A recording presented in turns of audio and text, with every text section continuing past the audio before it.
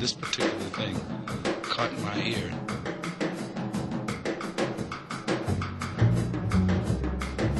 Different rhythms.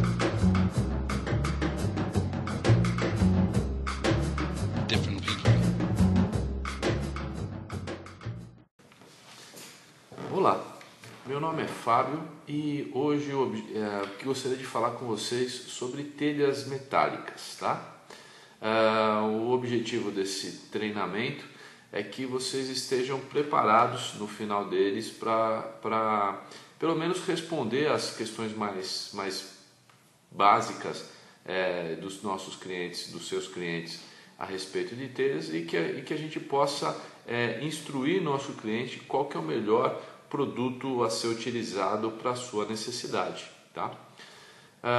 As telhas de aço constituem um método de cobertura e tapamento mais aplicado em construções comerciais e um pouco menos em construções residenciais. O maior foco dos produtos de telha são nos mercados, nas construções comerciais e industriais.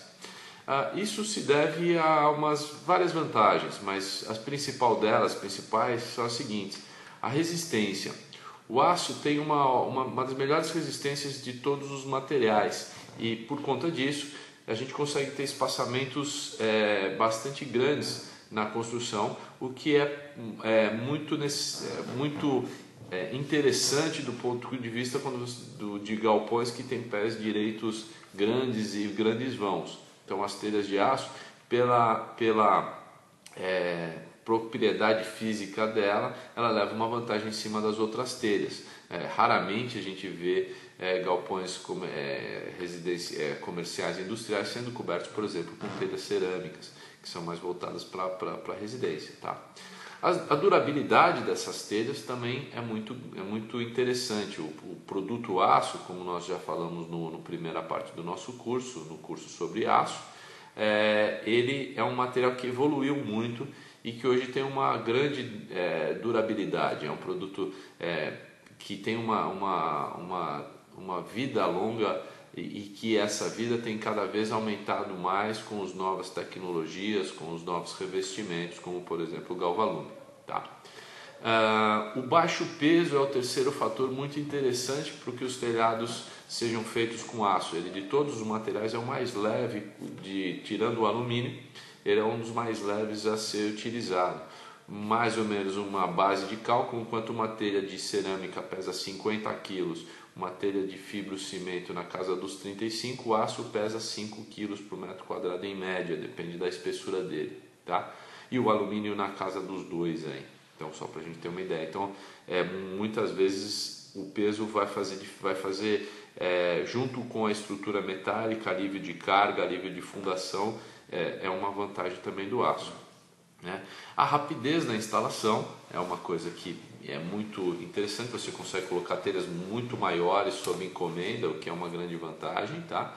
Ele é um produto, lembrando, reciclável e ecológico. O aço aliás, a boa parte do aço hoje ele parte de produtos reciclados, tá? E sem perder nenhuma qualidade e ter nenhuma desvantagem por ser reciclado. Ele recicla perfeitamente, ele é tão bom quanto o produto original, tá? E a questão arquitetônica: as telhas de aço também, elas têm um perfil muito mais leve, muito mais clean, e isso é um atrativo para muitas aplicações, tá? Eu gostaria de lembrar que, antes de começar a conversar, quais são as aplicações e as recomendações gerais que a gente tem para as telhas de aço, que são bom lembrar, né? Uma das dúvidas mais comuns é falar o seguinte: eu tenho uma telha de aço, então eu tenho uma telha, ela vai tomar chuva, ela vai tomar tempo, portanto eu posso chegar e empilhar um conjunto de telhas de aço no tempo e deixá-los lá até que eu venha a utilizar. E isso é muito importante, e muito importante salientar que isso daí é totalmente não recomendável, tá? Por quê? Porque as telhas, uma vez espalhadas num telhado, elas não vão sofrer um processo de pilha galvânica. Quando a gente empilha uma telha na outra, e a gente tem um meio ácido ou água, um meio condutor no meio delas, a gente faz uma pilha que nem uma pilha metálica, e começa a transformar o zinco em energia e transformando o zinco em óxido de zinco. E a gente começa a degradar o produto telha. Então, por incrível que pareça, as telhas de aço não podem ficar no tempo. Elas não podem ficar empilhadas no tempo com água, tá? Então essa é a questão. Então realmente se recomenda que se coloque o fardo de telha sobre madeira e se cubra com lona, ou preferencialmente até deixe num lugar abrigado até que se venha usar. Uma vez estendidas e uma vez não mais sobrepostas, não mais em uma pilha, esse processo não acontece e a telha pode ser utilizada, tá? É a utilização dela, né? Então o local de estocagem deve ser coberto, seco, livre de goteiras e de acúmulo de água, caso não se possua um lugar coberto.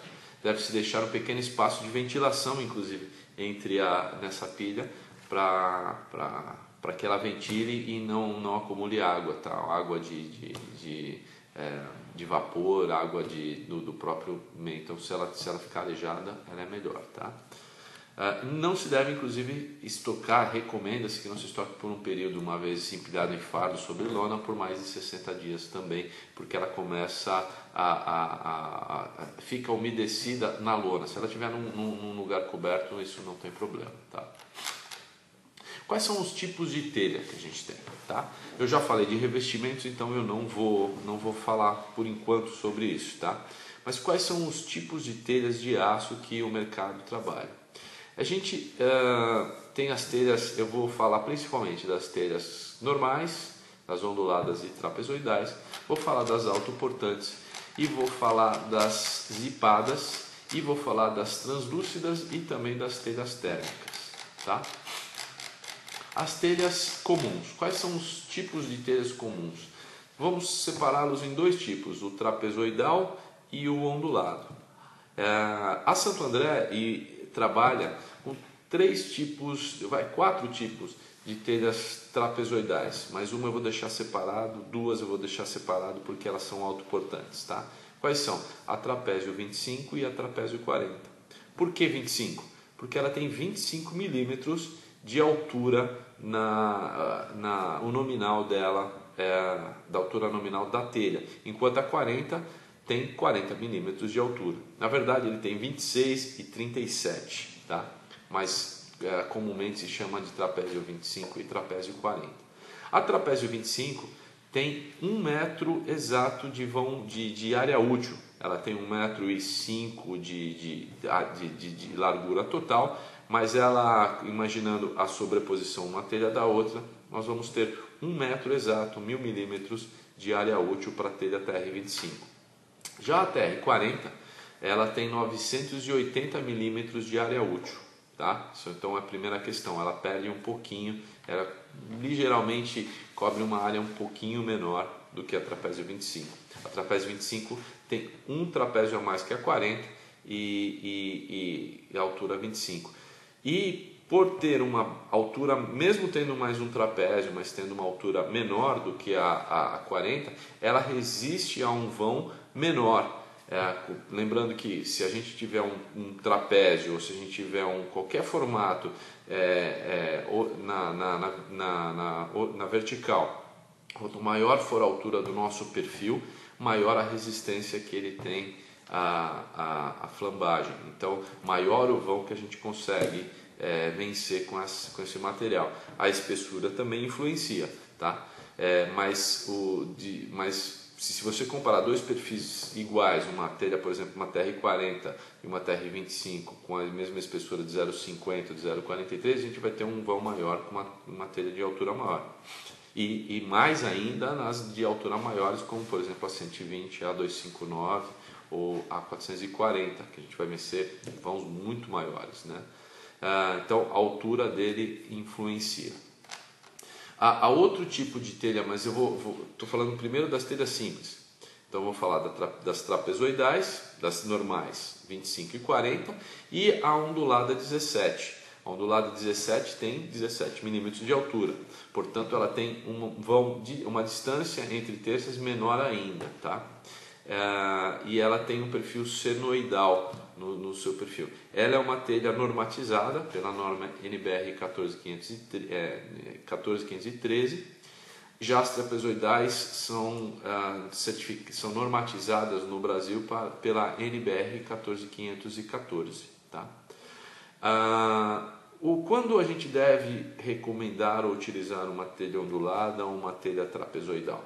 Tá? As telhas onduladas, elas são muito utilizadas em obras em arco, porque por ela não ter vincos, ela consegue arquear, o que você não consegue fazer, ou consegue, mas num raio muito pequeno. Você consegue fazer, por causa dos vincos das trapezoidais, elas quase não conseguem arquear. Já uma ondulada 17, ela consegue fazer um arco bastante interessante. A gente, aliás, fala qual que é o arco que essa telha se sustenta, que ela é o arco sem que a gente calandre ela. Ela consegue ter um arco de 1 metro de altura para 12 metros de comprimento. Então, ela 1 sobre 12 a gente consegue arquear, né? O quanto ela arqueia de uma maneira bastante tranquila. Se você precisar arcos maiores, a gente teria que pensar numa telha calandrada. Tá? Já a TR25 e a TR40 é quase nada, 10 centímetros em 12 metros é o que a gente consegue arquear. Então, via de regra, não se recomenda telha trapezoidal para obras em arco, a menos que a gente faça seções retas no nosso arco, aí tudo bem, mas daí não é uma obra em arco, ela é uma obra hexagonal, pentagonal, enfim, ela tem muitos cantos, tá? As telhas trapezoidais, elas são mais utilizadas por causa da resistência dela. A gente consegue vencer telhas, ela tem resistências melhores e, portanto, a gente as utiliza na maioria das obras de uma água ou de 2 águas, tá? Acho que é basicamente isso daí que a gente tem que falar, tá? A comparação entre vãos entre uma TR25, uma TR40 ou uma ondulada 17, tá?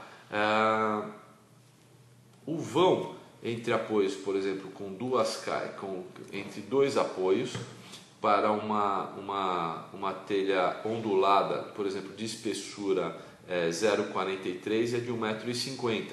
Já uma TR40 vai chegar a 2 metros de distância entre terças, tá?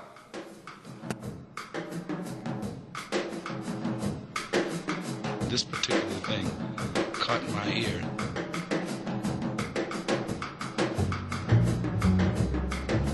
Different rhythms.